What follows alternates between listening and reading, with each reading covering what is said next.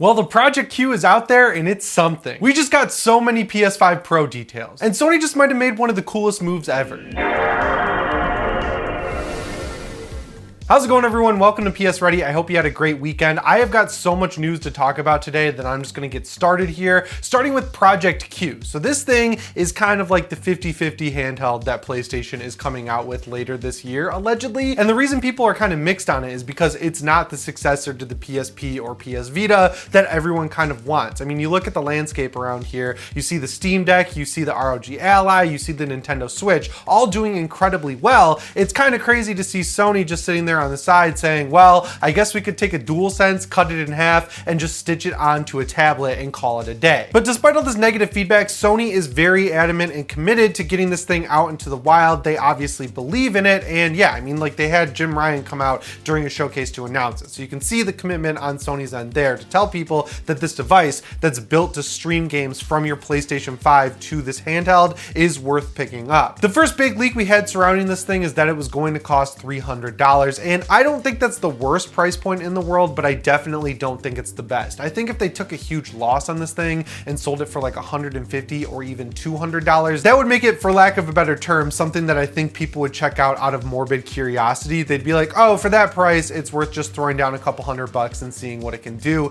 It might be useful for one weekend and then collect dust like a lot of people's PSVR 2s. And yeah, it is notable having PS5 level graphics on a handheld. Even though you are streaming it over the cloud, I have been messing around with the backbone controller on my iPhone lately for a review I want to do later, and the streaming from remote play that Sony does from the PS5 to your iPhone looks really good. And yes, sometimes it does drop out and get a little blocky, but I would say in about an hour of gameplay that happened like one time, and it was a pretty solid experience. So I don't want to totally discount this remote play feature, but when I could spend around $300 on the Nintendo Switch OLED and already have a huge library of games that I can take on the go, which is the whole point of having a handheld, $300 is kind of a crazy price point for this device. But we did get a new leak over the weekend where someone was actually able to get their hands on this Project Q, and it's kind of like a 50-50 scenario depending on how you feel. So from a build standpoint, it looks like this thing is going to be pretty big. I mean, we all could have expected that just because it is a DualSense cut in half, and it looks like it has about an 8-inch screen between there, so there's really no way to make that a small device. It kind of looks like when you put a bigger iPhone between the backbone controller, and as someone who's been bringing my backbone to the gym to play while I'm on the treadmill, it is a pretty cool experience. You do feel a little weird using a controller with your phone on the treadmill, I'm not gonna lie, but it is a way to kind of zone out while I'm hitting my incline walks, and I appreciate that. But man, having a thing this big, I would never take it to the gym, right? Like an 8-inch tablet is just too much compared to my iPhone. The thing that I think could save this handheld and make it maybe worth picking up though is the fact that it's running Android, right? Like if this thing didn't have an operating system or a very light operating system that Sony came up with on their own that had a built-in remote play app, I'd say this thing is DOA, totally not worth picking up. But having the DualSense controller connected to a tablet and having it run Android,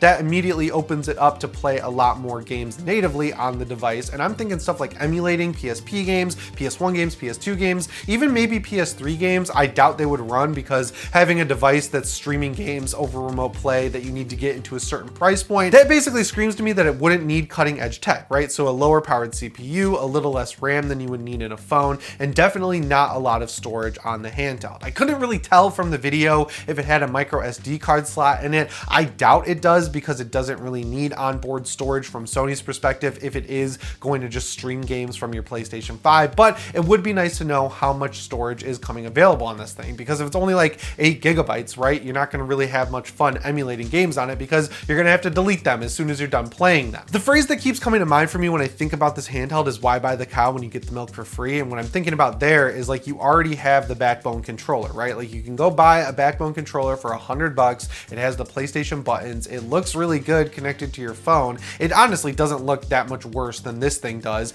And this thing's only big improvement is that it's a DualSense connected to a tablet. I mean, even competition from Razer, which also looks very similar to this handheld, gives you a tablet that can be removed from their controller. And this doesn't look like you can remove the tablet from it. So yeah, yeah, I really just don't know what they're thinking. I can see that they want to get it to a lower price point. They're having it run Android, the tablet is not removable. I mean, the DualSense is an expensive controller, but I'm assuming there's a lot of markup there, even with the haptic feedback and adaptive triggers. This video is sponsored by Red Magic and the 8S Pro. I've been using the 8S Pro for a few days now, and this phone feels like it was designed from the top down for someone who enjoys playing a ton of video games. When I took this thing out of the box, I was immediately impressed with the quality of the hardware. Specifically, the screen is absolutely phenomenal. The chassis itself is entirely made of metal and it feels really good in your hand. It's got a nice weight to it, and they've used this technology called 3D nano etching to etch in a bunch of cool texture to the back of the device that again makes it feel incredibly premium. And this thing is nowhere near a slouch when it comes to performance because it's powered by a Snapdragon 8 Gen 2 processor. It ripped through every game I threw at it, whether it was Fortnite, Pokemon Unite, or Real Racing 3, and with a 6,000 milliamp hour battery, it will last you a really long time, even when you're playing at max performance. The feature that impressed me the most though was the 520 Hz touch triggers on either side of the phone. They'll work in pretty much any game thanks to Red Magic's awesome overlay, so all you do once they're activated is drag a little L circle and an R circle over where you want the right trigger to control on your screen and the left trigger to control on your screen. So in Fortnite, I obviously mapped the L to ADS and then I mapped the right to shoot so I could play it like a regular old third-person shooter. And you can change what each individual trigger does, whether you want a single press, a long press, a rapid fire, everything is right there at your fingertips. So if you want to check out Red Magic and all of their awesome devices, use the link down in the description, and between July 22nd and August 3rd, you can get a $30 off coupon by spending $1 or more on the website. Huge shout out to Red Magic and the 8S Pro for sponsoring this video. But yeah, like I mentioned at the beginning of the video, this weekend was Leak City because on top of the Project Q video that came out, we also got a bunch of news about the PS5 Pro. And if you didn't believe that Sony was doing a mid-gen refresh on the PlayStation 5, I think it's just like 100% happening at this point. Even though these are leaks and you gotta take leaks with a grain of salt because, I don't know, something crazy could happen over at Sony where they just cancel this thing altogether. There are names being floated around and dev kits going out very soon. So I think the PS5 Pro will materialize sooner rather than later. But let's dig into these leaks. So these leaks are coming from Key to Gaming, which is a new website, but they were corroborated by Insider Gaming, who's also reporting on them. The first thing that was revealed about the PS5 Pro is its code name, which is Project Trinity. It's a cool name, and the only thing I could think of as to why it's being called Project Trinity is because once this thing is out, you're going to have the regular PlayStation 5 probably available for $400. Then you're going to have this thing available for $500 or $600. And then Sony, of course, because they're so committed to this Project Q situation, they're going to have that third option available right there waiting for you, and it's going to be the Trinity of PlayStation 5 devices. Another thing that was revealed is that the majority of developers making games for the PlayStation 5 will receive a dev kit in 2023, which, you know, we're in the back half of the year. August is right around the corner, and then it's just a few months till the end of the year. So yeah, by the end of this year, developers are going to have a dev kit in their hands, and because the idea of this console is to just make the current PS5 games run better, they won't need as much dev time, I would think, as they did with the regular PlayStation 5. I'm assuming that that got sent out pretty early compared to this thing, just because you got to learn a whole new architecture and everything like that. But if this thing is just a PS5 with beefed up parts and it's going to use the same software development kit and all that, I would think that it would be easier for developers to take advantage of this thing. So basically what I'm saying here is that when this thing comes out, get ready for a bunch of launch patches for games that don't run at 60 FPS, like Jedi Survivor, for example. But I don't know, you compare that game up with a 4090 PC with the top of the line CPU, as much RAM as you can throw into a computer, and it's still not going to hold a solid 60 FPS even at 1080p. So I don't know if they're ever going to get that game to 60, but this new hardware should be able to get it a lot closer than the current hardware, because instead of actually optimizing the game, they're just going to brute force it, you know? The biggest thing I cared about in this report was, of course, performance on this new console. So the biggest thing we can look forward to is improved FPS. I would assume that means, like I just mentioned, games running at actual 60 FPS at a higher resolution than they were before. And the performance mode, instead of being like an unlocked 30 to 60 FPS, will be a hard locked V-synced 60 FPS, which sounds awesome. The other marketing buzzword for this thing is going to be 8K, but honestly, I couldn't care less. 8K TVs are so cost prohibitive at this point, and we can't even get games that run at a native 4K on the PlayStation 5. So if this PS5 Pro is targeting a native 4K with a higher frame rate, 8K is just so out of the question for me, because the upscaling technique that they use on consoles is FSR. And while yes, FSR has gotten better over the past year or so, it is still nowhere near as good as something like DLSS, which can do things like generate new frames with AI, whereas FSR just runs the game at a lower resolution and does its best to upscale it to a higher resolution.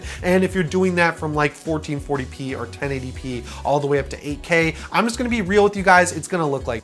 So basically what I'm saying is that the target for this thing is going to be running games at a native 4K. I would hope that they could run them at 4K 60 because you can do that in a lot of games with something like a 4090 right now, but I think it's still gonna be an upscaled 4K 60 and then a very rock solid native 4K 30. And then finally, the last thing in this report says that this will be the last major hardware release from Sony this generation, and then after that, they're gonna start R&D on the PlayStation 6. That makes a ton of sense to me. I don't think they would even really bother with the PS5 Super Slim or anything like that after the PS5 Slim because they basically perfected the console at launch with this one. I don't really know outside of the detachable disk drive what they're going to add with this Slim that would make it a worthy upgrade for someone who already has a PlayStation 5. And then with the PS5 Pro, that's going to be a strong enough console where they can ride out the rest of this generation, have games coming out that might not be the best optimized games, but they'll still run well on this console because theoretically out of the box, this thing will have enough overhead to run games that aren't optimized just because it has so much power. It's kind of like maxing out your PC. This is all just really interesting to me as someone who's been curious about how well the PS4 Pro ended up selling. It seemed like at the time Sony wasn't making a lot of them. They were just making as many as they thought would be sold. So it was sold out a lot of the time. And towards the end of the generation, we did start to see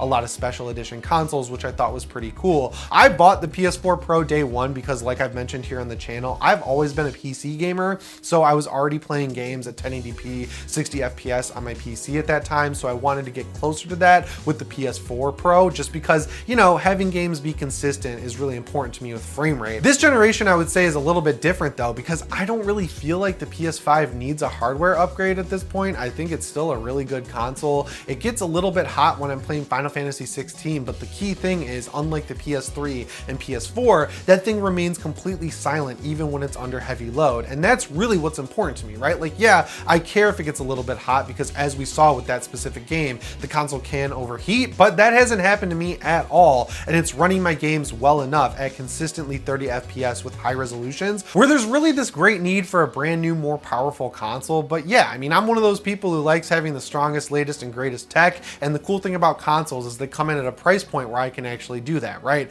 Like if I wanted to stay on top of PC gaming, I'd be throwing down like $3,000 or $4,000 every other year. And I just cannot afford to do that. And I don't know anyone who can. And the last news story I have for you guys today is all about Spider-Man 2. We did get a new story trailer that revealed a little bit of Venom. It revealed Harry Osborn. It revealed the upgraded looks for Miles and MJ. Everything is looking a lot better. Even this new worse face model they're using for Peter Parker, I think looks a lot better. But the most important thing that was announced was a special edition PlayStation 5 console, a special edition controller as well. And the coolest thing about this is Sony is doing exactly what I've been asking them to do for years now, which is when they release a collector's edition console to also take the plates and sell them separately. So yeah, whether your PlayStation 5 is digital or as a disc drive, you're gonna be able to not only buy the DualSense controller, but also the plates that come with this collector's edition console. So this is an awesome tech lineup for Sony, right? Like for people who have been waiting for a special edition console, they can get the whole package that comes along with the controller and the plates already attached to their console. And then for those of us who've had a PS5 since launch or pretty close to it and don't really feel like selling it or having two PS5s, we can just buy these plates directly from Sony and apply them to our console. And I'm definitely gonna be picking these up when they go on pre-order later this week. I'm throwing my pre-order in. I'm super excited about them, and I'm definitely gonna get that DualSense controller as well.